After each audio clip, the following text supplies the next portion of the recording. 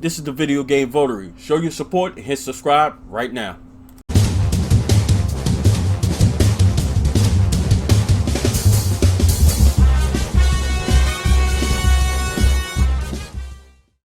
What's going on, Video Game Votary Vanguard? It's your boy, the Video Game Votary here. So this week, we're going to talk about Call of Duty Modern Warfare. The game's been out for 2 weeks. I didn't want to talk about it last week. I wanted to give it another week to allow it to kind of sink in and settle in, and for me to, kind of take it in and get a real observation for it. To be completely honest, when the game came out, I was a little bit frustrated with it because it's not the typical rush and run and gun style game that I'm used to playing from, Black Ops 4 and Call of Duty World War II. So, I just wasn't happy with it. Time to Kill is definitely up for the core. I found out that they do indeed have a hardcore mode, and it's not really for me for this game. And what I'm realizing is, and I think a lot of other Call of Duty YouTubers agree, that this game, according to the developers, is more so to give everyone, even newcomers and casual players, a chance to be decent at the game. Because normally you could rush, and it was pretty obvious. If you look at my past live streams and stuff like that, you can see that that was my style of play. So what I found was that the maps are so open. That's one of the hot topics as far as this particular Call of Duty game. It's these maps are so open, meaning like there's no real camp spots. There's always more than one way into upstairs level where you can snipe. Any of the rooms have more than one entryway. On average, it's at least 3 entryways in each particular building, which is way more than what it normally can. It basically is kind of forcing you to find different ways, but it's discouraging camping, and it's also encouraging it, if that makes any sense. It's discouraging it because that's what they wanted. They're saying, it's forcing people to go and get the person that's been sniping and you can't penetrate their spawn, and so forth and so on. But at the same time, you're giving the players more than one entry into wherever the person is camping at. So, that gives them the ability to access you. Rather, in past games where you can set a claymore, set it down, and then, kind of do your thing. You can kind of operate, and once it's dead, once the claymore is gone, obviously when somebody's trying to get into wherever you at. So you just got to prepare for it. So basically what I took from that was I just need to change my style of play. I need to sit back and kind of pick a PowerPoint. And that's one of the things that the developers were pushing with this particular game.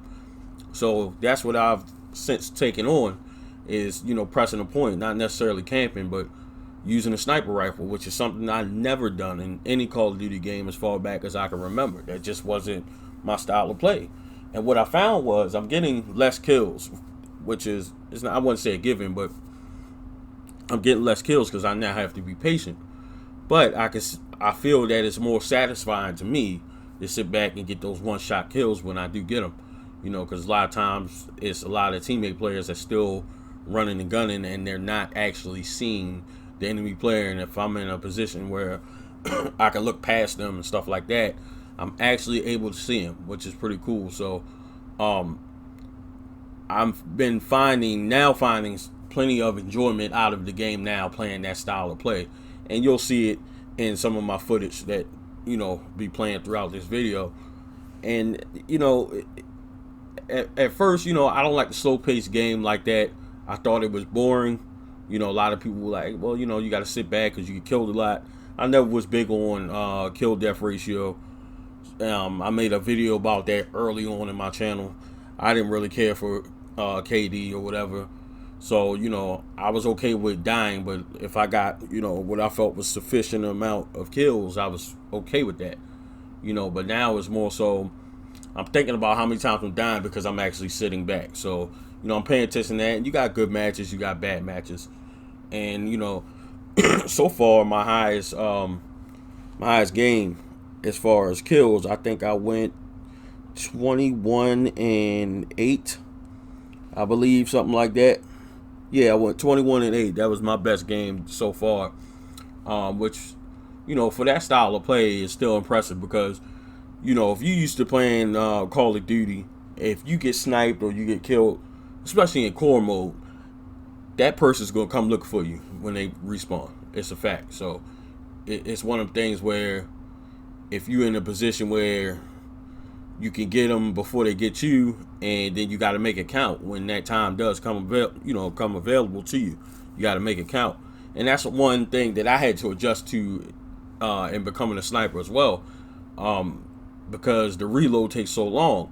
So they got these guys with these assault rifles, like machine guns, submachine guns, and if you take your shot, you better make it count, because if you miss, they're gonna put about 3 or 4 in you. You're gonna be down.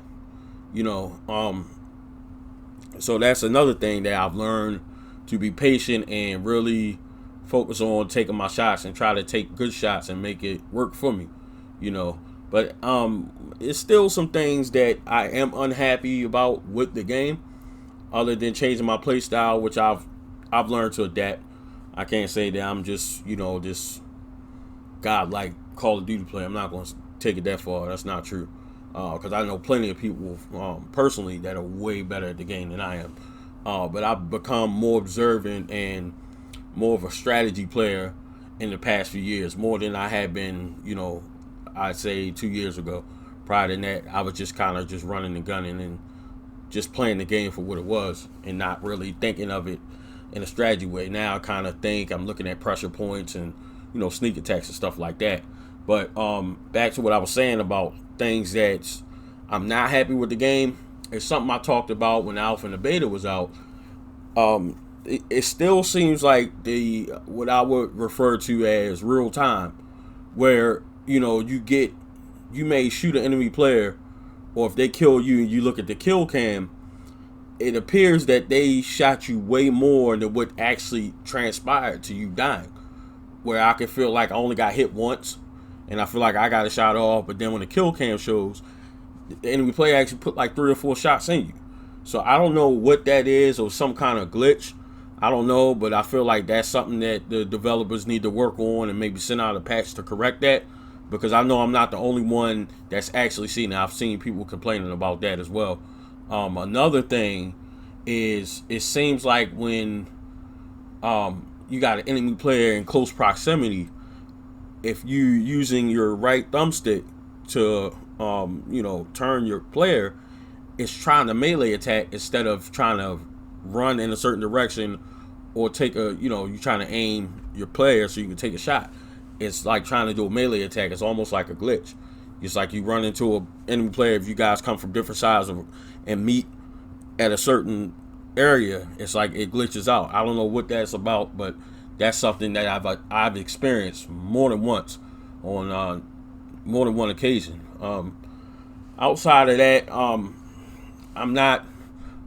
So those two is the glitching with the melees, the real time factor, and then the maps. I'm not a super fan of the maps. I mean, there's power points that you can use to kind of take advantage of the game and kind of control how your game is going.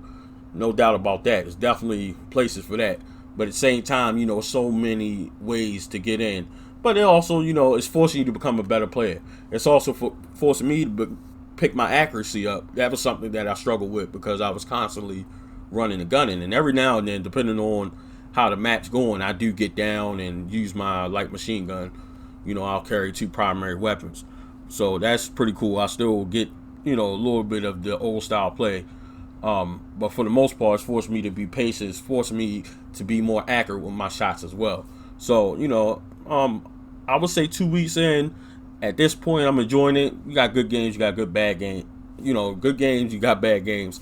But for now, I can say that I've adjusted to the new game, and I'm now enjoying my new style of gameplay and how I play the game. So, also, while I'm still on the subject of the game, the campaign mode is fantastic. If you guys check out my Friday Night Finisher series, just this past episode, I think I put a pretty good dent in the game in the campaign mode. I played it for a couple hours. I actually thought I was done the game, but I'm not. I don't know how much more is left after where I left off, but you can catch me every Friday over on my Twitch channel, www.twitch.tv/videogamevotary, and you can check out the replay episodes right here on the YouTube channel just to kind of see the walkthrough of the game thus far. And I can just say, from the past games campaign modes that I played, this has by far been the best one. It's fantastic graphics. It's a great story mode. All the plots are great. It's almost, it has you on the edge of your seats. If you look at my Twitch, it's a lot of times where I get quiet because I'm so locked in and zeroed in on the game, and it's just enough difficulty to keep pushing you forward. Of course, that depends on whatever level of difficulty you actually got the game set up on, but it's a fantastic campaign. I highly recommend it. I recommend the game as well. You know, this was the start of cross-platform play, so everybody I know actually has Call of Duty Modern Warfare on Xbox, and I chose on PlayStation. I actually felt it more comfortable being on my PS4 controller versus my Xbox, and I've been enjoying it. I've been enjoying it on PlayStation. But the good thing is I'm still able to play with my friends on the game through the Activision site. That's how we're able to have our party and have our chat and stuff like that. So we're going to end the episode on that note. Check out my gaming partners, Currently Retro, over on Twitch. Born Again Nerd right here on YouTube. Check her out as well. Hit the subscribe button, hit the follow button for them. If you haven't hit the follow button on Twitch, do so. Also check out the podcast.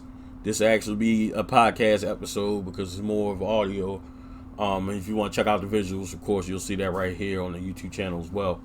Also check out Game and Watch on Facebook. That is a Facebook gaming partner. Also check out